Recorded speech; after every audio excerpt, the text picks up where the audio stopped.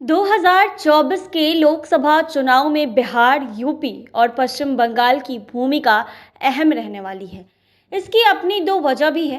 पहला तो ये कि तीन राज्य में लोकसभा की 162 सीटें हैं। दूसरा कारण, इन राज्य में क्षेत्रीय पार्टियों के साथ कांग्रेस की संभावित मोर्चेबंदी। नीतीश कुमार को आगे कर कांग्रेस उत्तर प्रदेश, बिहार और पश्चिम बंगाल में महागठबंधन को मूर्त रूप से देने की कोशिश में जुटी है।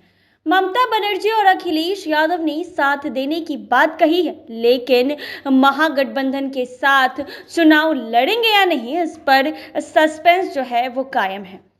कांग्रेस पश्चिम बंगाल में तृणमूल कांग्रेस और उत्तर प्रदेश में समाजवादी पार्टी के साथ पहले भी गठबंधन में चुनाव लड़ चुकी है। हालांकि उस वक्त पार्टी की स्थिति काफी मजबूत थी। ऐसे में सवाल है कि इस बार महागठबंधन होता है तो कांग्रेस की क्या भूमिका रहेगी। यूपी और पश्चिम बंगाल की सत्ता से कांग्रेस 40 सालों से ज्यादा वक्त से बाहर है। इन राज्य में मजबूत पकड़ बनाने के लिए कई प्रयोग किए गए हैं, लेकिन सब ढाक के तीन पात ही साबित हुआ है। आपको बता दें कि बंगाल, यूपी और बिहार में अगर महागठबंधन बनता है तो उसमें कांग्रेस की भूमिका और सीटों पर उसके दांव का आधार क्या होगा, इसे विस्तार से जानते हैं। 2019 के चुनाव में कांग्रेस महागठबंधन में आरजेडी, आरएलसीपी, वीआईपी के साथ मिलकर चुनाव लड़ रही थी। कांग्रेस को महागठबंधन में 9 सीट मिला था, जिससे एक पर जीत मिली थी। कांग्रेस 2024 में भी उसी जोर से तैयारी कर रही है। आपकी फिटनेस का राज क्या है? एशवेल ड्रेस, ये एक ही बॉटल में है। Stress, weakness, acidity, obesity, hair fall, skin की हर परेशानियों का एक ही हल। Ashwell life, diabetes free life.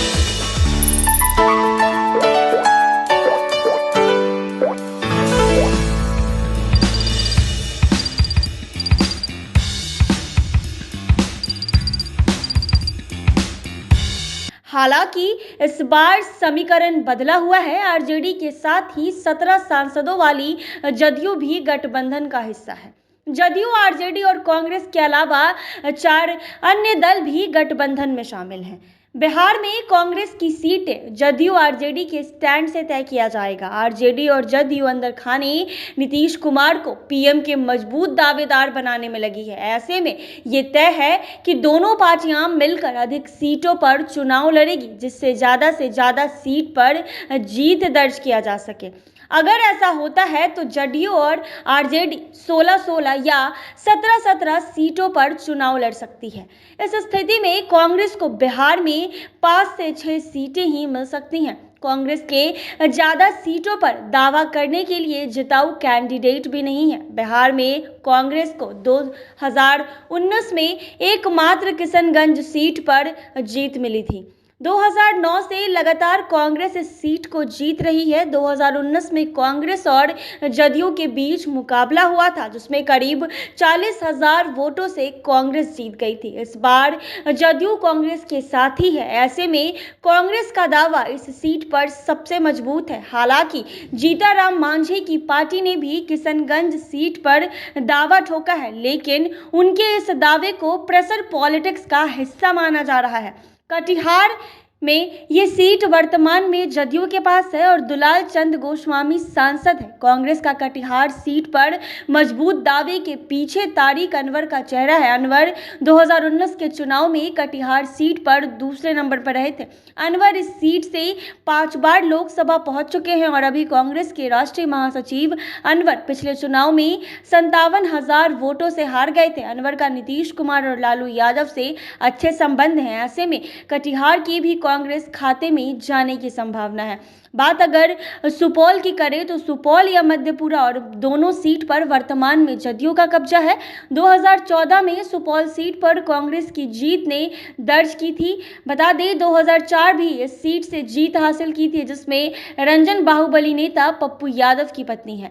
Pappu Yadav के भी कांग्रेस में जाने की अटकलें लग रही हैं। पप्पू यादव 2014 में मधेपुरा सीट से आरजेडी के टिकट पर सांसद जीते थे। जब सब कुछ ठीक रहा तो मधेपुरा या सुपौल में एक सीट पर कांग्रेस यादव परिवार के लिए दावा ठोक सकती है।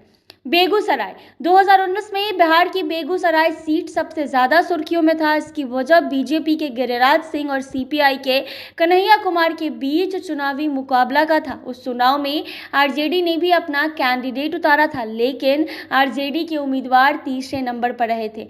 कन्हैया कुमार अब कांग्रेस में हैं और गांधी परिवार के काफी करीब हैं। 2019 के चुनाव में कन्हैया को बेगूसराय में 2,59,000 वोट मिले थे। कन्हैया के चलते बिहार की बेगूसराय सीट पर कांग्रेस की मजबूत दावेदारी है। बाबू जगजीवन राम की सीट कहे जाने वाले सासाराम वर्तमान में बीजेपी के पास है और छेदी पासवान सांसद है। जगजीवन राम की बेटी मीरा कुमार 2004 और 2009 में इस सीट से सांसद रह चुकी हैं। बता दें कि सासाराम सीट पर मीरा कुमार अपने बेटे अंशुल अभिजीत को उत्तराधिकारी घोषित कर सकते हैं। अंशुल कांग्रेस में भी अभी प्रवक्ता हैं और लगातार सक्रिय हैं। कांग्रेस 2009 के लोकसभा चुनाव में तृणमूल कांग्रेस के साथ मिलकर चुनाव लड़ी थी। इस चुनाव में कांग्रेस को 6 सीटों पर जीत मिली थी। कांग्रेस उस चुनाव में 14 सीटों पर चुनाव लड़ी थी। पार्टी का दावा इस बार भी 2009 वाला ही है, लेकिन इस बार हालत काफी बदल गए हैं। आपको बता दें कि ममता बनर्जी के पार्टी के साथ अगर चुनाव पूर्ण गठबंधन होता है तो कांग्रेस 6 सीटों पर दावा ठोक सकती है। इनमें मुर्शिदाबाद, ब्रह्मपुर, मालदा उत्तर, मालदा दक्षिण, रायगंज और जगनपुर सीट है। ब्रह्मपुर और मालदा दक्षिण में कांग्रेस के वर्तमान सांसद भी हैं। आपको बता दें कि गठबंधन हुआ तो 2019 वाला फॉर्मूला लागू होगा। अखिलेश यादव उत्तर प्रदेश में सपा के साथ कांग्रेस गठबंधन को नकार चुके हैं। हालांकि नीतीश कुमार से मुलाकात के बाद रिश्तों पर बात जो है वो काफी है। इलेक्शन में सपा ने कांग्रेस उम्मीदवार को समर्थन भी दिया है।